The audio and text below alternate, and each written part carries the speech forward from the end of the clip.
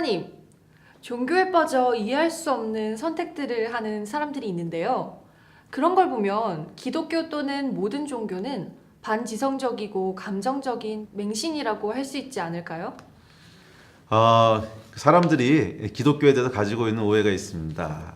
그 대표적인 것이 닥치고 믿음인 것 같아요.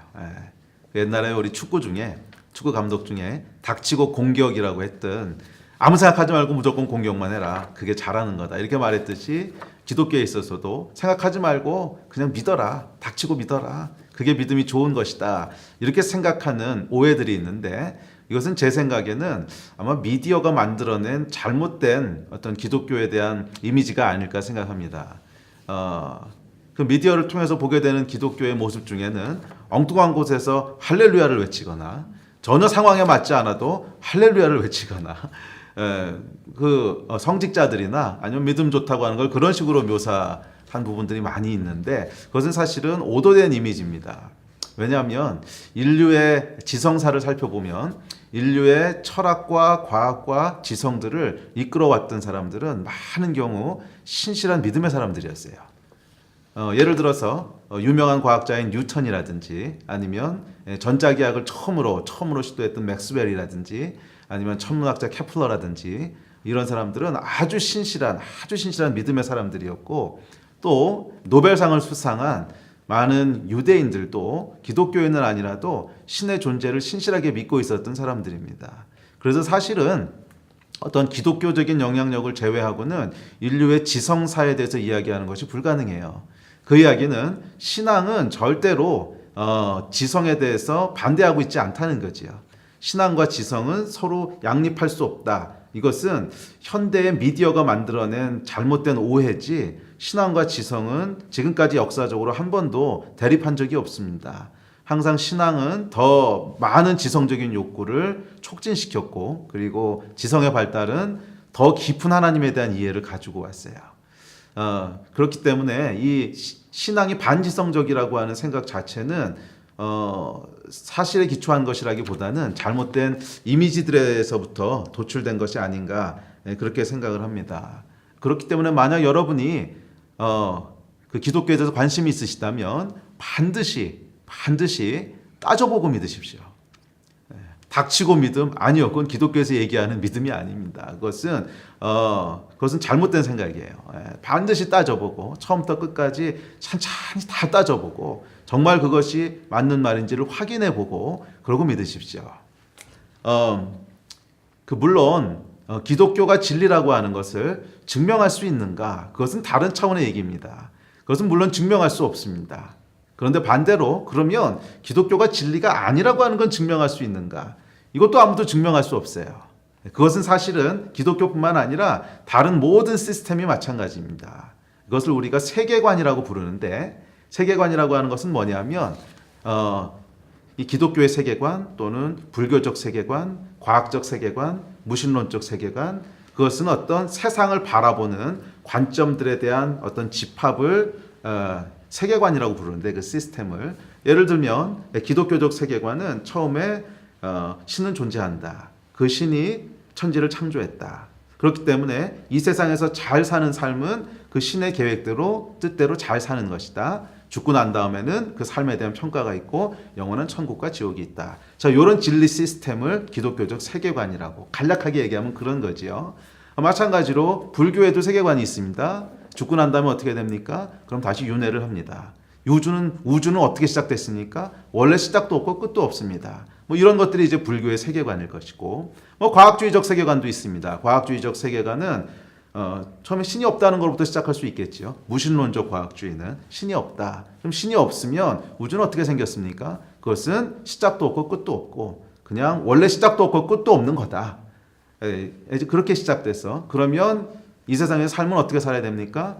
자연과 조화롭게 살아야 된다. 죽고 난 다음에 어떻게 됩니까? 그 다음엔 없다. 이런 것들이 이제 세계관이겠죠. 그런데 이런 각각의 세계관들은 그것을 증명할 수 있습니까? 사실이라고 하는 걸 증명할 수 있습니까? 아니요. 어떤 세계관도 증명할 수가 없습니다. 그러면 그것이 거짓이라고 하는 건 증명할 수 있습니까? 그것도 증명할 수 없습니다. 저는 이제 수학을 전공했습니다. 수학은 사람들이 가장 진리에 가까운 가장 객관적인 진리라고 생각을 하는데 수학은 무엇인가를 논리적으로 증명해내는 거지요. 그래서 어떤 사실이 있어요. 예, 뭐 근해 공식 뭔가 있어요. 그러면 그것이 왜 해답입니까? 그럼 거기에 대한 근거가 있고, 그럼 그건 왜 그렇습니까? 그럼 또 거기에 대한 근거가 있고, 이 논리적으로 설명해내는 게 수학이라고 하는 학문인데, 이 학문의 가장 밑에 내려가 보면 더 이상 증명할 수 없는 것들이 있습니다. 그래서 이것을 수학에서는 공리라고 부르고, 이제 영어로는 엑시옴이라고 부르는데, 20세기 초에 많은 수학의 기초를 연구했던 사람들이 도대체 이 공리들이 어떤 게 있을까를 가지고 열심히 연구를 했습니다. 그래서 이 수학에 어떤 공리들이 있는가를 결국 따지고 들어가 봤더니 대충 한 10개에서 10 몇 개 정도의 공리가 있다고 하는 것을 알게 됐습니다. 그래서 이걸 뭐라 그러냐면 체르멜로 플랭켈의 엑소메릭 시스템이라고 불러요. 그래서 이건 뭐냐면 더 이상 증명할 수 없는 공리들을 쭉 모아놓은 건데 대충 한 10개, 10개 정도 돼요. 그래서 그건 더 이상 증명할 수 없는 거고 그냥 그렇다고 약속을 한 거예요. 그렇다고 약속한 것. 그리고 그 위에다가 어떤 논리적인 이야기들, 명제들을 쭉 얹어간 것이 수학이라고 하는 시스템인데 이것이 단지 수학에만 해당되는 것이 아니고 세계관에도 그대로 적용이 됩니다. 예를 들면 기독교적 세계관이다. 그럼 그 밑에 가장 밑에 가보면 뭐가 있냐면 더 이상 참인지 거짓인지를 증명할 수 없는 어떤 약속들이 있어요. 예, 대표적인 것은 하나님은 존재하신다. 그 하나님이 천지를 창조하셨다. 뭐 이런 것들인데 이것은 그 사실이란 것도 증명이 안 되지만 사실이 아니라는 것도 증명이 안 돼요. 그것은 기독교뿐만 아니고 무신론적 세계관도 마찬가지입니다. 신은 원래 존재하지 않는다. 그걸 증명할 수 있나요? 아니죠. 그러면 반증할 수 있나요? 그것도 아니죠. 결국 무슨 얘기냐면 기독교적 세계관, 무신론적 세계관, 불교의 세계관, 무슨 세계관, 하여간 어떤 세계관이 있든지 간에 이 모든 세계관의 가장 기초는 믿음이라는 거예요. 그렇다고 믿자. 다 믿음에서 시작됐지 합리적으로 증명할 수 있는 것들이 아니라는 거죠. 그런 의미에서 저는 기독교가 오히려 훨씬 더 정직하다고 생각을 합니다. 어쩌면 저는 대학교 1학년 때 예수님을 믿게 됐는데 그런 매력에 더 끌렸는지도 모르겠어요. 정직함. 기독교는 이 시작이 믿음이라고 하는 것을 인정을 해요. 그래서 일단 믿으라는 얘기는 모든 것을 반지성적으로 활동하라는 것이 아니고 우리가 더 이상 증명하고 이해할 수 없는 기초들이 있다는 거예요. 하나님이 실존하신다. 이걸 증명한다고 하는 것은 이성적으로 불가능한 일이기 때문에 그것은 믿음으로밖에는 접근할 수 없지요. 근데 이것은 기독교만이 반지성적이라는 의미가 아니고 사실은 무신론적 세계관에 있어서도 신이 존재하지 않는다는 것은 믿어야 되는 부분입니다. 그것을 믿지 않고 증명할 수는 없는 거예요. 불교에 있어서도 끊임없이 윤회한다고 하는 것 아무도 증명할 수 없어요. 그것은 믿어야 되는 부분인 거죠. 그런 의미에서 기독교가 반지성적이라고 하는 것은 어떤 믿음이라고 하는 것에 대한 오해에서부터 왔는데 사실은 우리가 알고 있는 모든 진리는 믿음이라고 하는 기초 위에만 세워질 수 있어요. 왜냐하면 증명할 수 없는 것이 있기 때문에 그래요. 그래서 성경은 정직하게 이해합니다. 정직하게 인정합니다. 오직 의인은 믿음으로 말미암아 살리라. 여러분 따져보고 그리고 기독교를 선택하십시오. 그러나 가장 밑에 가보면 결국 여러분이 선택해야 될 게 있습니다. 신이 있다고 선택하든지 없다고 선택하든지 그것은 둘 다 여러분의 믿음의 선택이에요.